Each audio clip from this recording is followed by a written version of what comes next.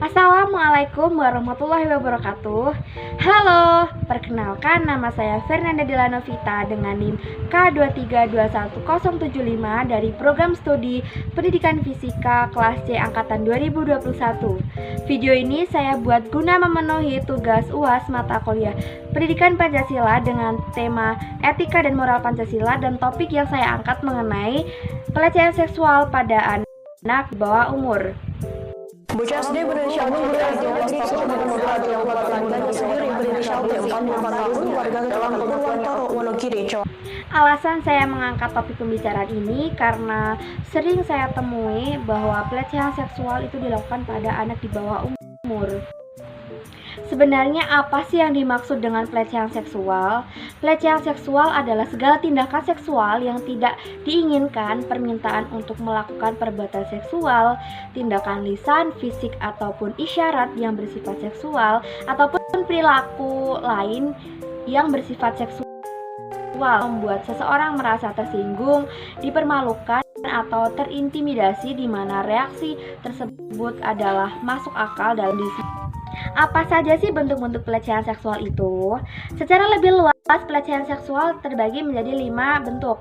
Yang pertama, pelecehan fisik, termasuk sentuhan yang tidak diinginkan dan mengarah ke perbuatan seksual seperti mencium, menepuk, mencubit, melirik, atau menatap dengan penuh nafsu. Yang kedua, pelecehan lisan, termasuk ucapan verbal atau komentar yang tidak diinginkan tentang kehidupan pribadi, bagian tubuh, penampilan seseorang, lelucon, dan komentar yang bernada seksual. Yang ketiga, pelecehan isyarat, termasuk bahasa tubuh atau gerakan tubuh bernada seksual, kerlingan yang dilakukan secara berulang-ulang, isyarat dengan jari, dan menjilat bibir. Yang keempat, pelecehan tertulis atau gambar, termasuk menampilkan bahan pornografi, gambar, screensaver, atau poster seksual yang lewat email maupun moda komunikasi elektronik lainnya.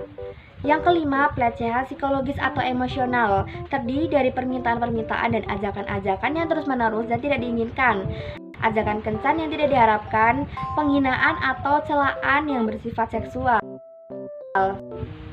Pelecehan seksual kepada anak di bawah umur adalah suatu bentuk tindakan yang dilakukan oleh seseorang yang lebih dewasa atau orang yang lebih tua kepada anak untuk memuaskan kebutuhan seksualnya. Menurut KBBI, pelaku seksual adalah orang yang suka merendahkan atau meremehkan orang lain berkenaan dengan seks atau jenis kelamin, ataupun berkenaan dengan perkara persetubuhan antara laki-laki dan perempuan. Larangan kejahatan seksual berupa pencabulan terhadap anak diatur dalam Pasal 76E Undang-Undang Nomor 35 Tahun 2014 tentang perubahan atas Undang-Undang Nomor 23 Tahun 2002 tentang perlindungan anak. Dalam Pasal 76E dikatakan bahwa setiap orang dilarang untuk melakukan kekerasan atau ancaman kekerasan, memaksa, melakukan tipu muslihat, melakukan serangkaian kebohongan, atau membujuk anak untuk melakukan atau membiarkan dilakukan perbuatan cabul. Bentuk-bentuk pelecehan seksual kepada anak itu sebenarnya beragam, seperti meminta atau menekan seorang anak untuk melakukan aktivitas seksual.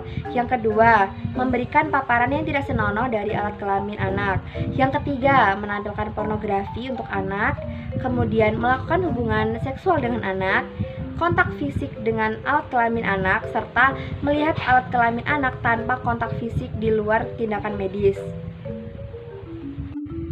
Ciri-ciri bahwa anak mengalami pelecehan seksual dapat dilihat seperti terdapat perubahan fisik dan perilaku, memperlihatkan perilaku seksual, pernah mencoba untuk melakukan percobaan bunuh diri, tidak nafsu makan, sering melamun dan menyendiri, menjadi pribadi yang pendiam dan tertutup, serta sering merasa ketakutan. Tanda-tanda fisik yang dapat dilihat akibat anak mengalami pelecehan seksual seperti anak merasa sakit, terjadi pendarahan atau keluar cairan melalui kemaluan, anus, serta mulutnya, merasakan sakit yang berulang-ulang ketika ia buang air kecil, nyeri atau kesulitan berjalan ataupun duduk, terdapat darah di dalam pakaian dalamnya, memar di tempat-tempat yang tidak biasa tanpa alasan yang jelas.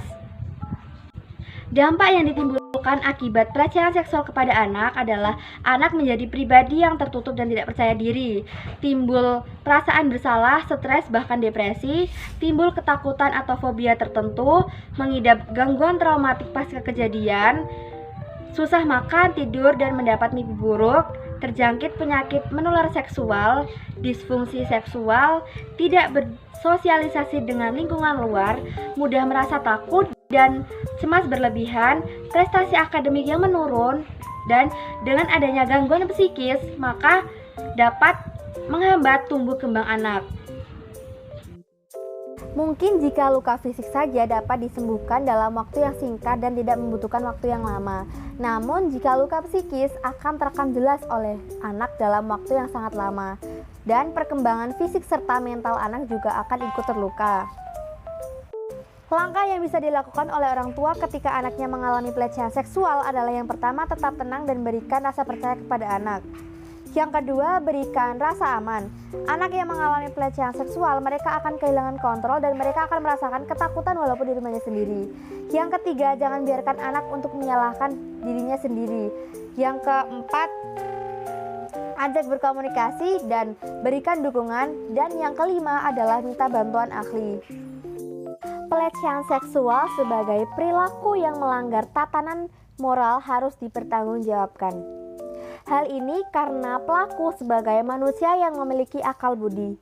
Pelaku pelecehan seksual kepada anak dapat dikenakan sanksi berdasarkan Undang-Undang Nomor 35 Tahun 2014 tentang perubahan atas Undang-Undang Nomor 23 Tahun 2002 tentang perlindungan anak.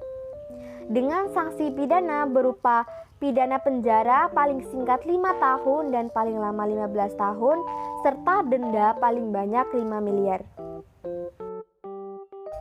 Anak merupakan aset berharga sebuah negara. Negara di masa depan akan dibawa kemana itu berada di tangan anak. Yuk mulai sekarang, stop melakukan pelecehan seksual. Stop melakukan pelecehan seksual kepada anak. Karena dengan pelecehan seksual akan mengganggu dan menghambat pertumbuhan dan kesehatan anak. Sekian dari saya, kurang lebihnya mohon maaf. Wassalamualaikum warahmatullahi wabarakatuh.